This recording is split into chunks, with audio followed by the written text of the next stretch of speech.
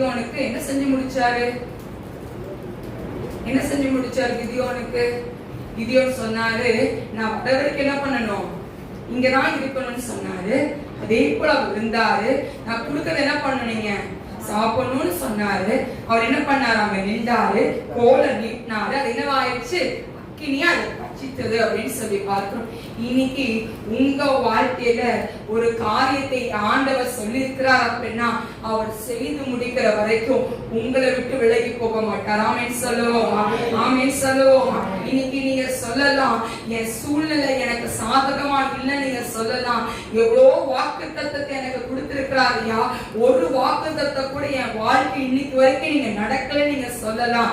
ஏன் ஆண்டவர் சொன்னதை செய்து முடிக்கிற வரைக்கும் உங்களை விட்டு விலகி போக மாட்டார். ஆமென் சொல்லுங்களேன், ஆமென் சொல்லுங்களேன்.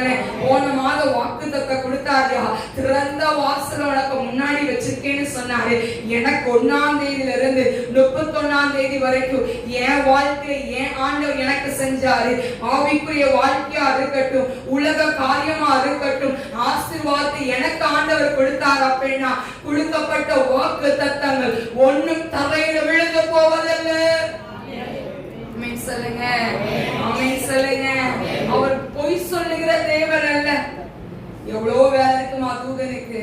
கிதியோன் சொன்னான்னு சொல்லி நின்றார் அப்படின்னா கிதியோன் சொல்ற அந்த இடத்துல, நான் எல்லாத்திலும் சிறியவன், நான் எல்லாத்திலும் சிறியவன், நான் எல்லாத்திலும் சிறியவன் சொல்லும் போதுதான் ஆண்டவர் சொல்றாரு, அங்க கர்த்தருடைய தூதன் வார்த்தை, பராக்கிரமசாலியே கர்த்தரோட இருக்கிறார். ஆமென் சொல்லுங்களேன், ஆமென் சொல்லுங்களேன்.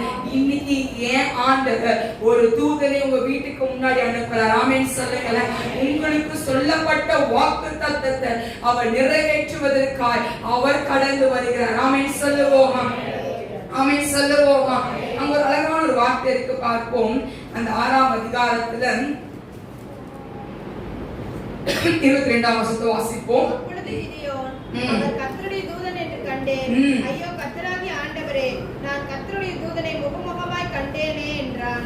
அதற்கு கர்த்தர், உனக்கு சமாதானம், பயப்படாதே, நீ சாவதில்லை என்று. ஆமென் சொல்லுங்களேன்.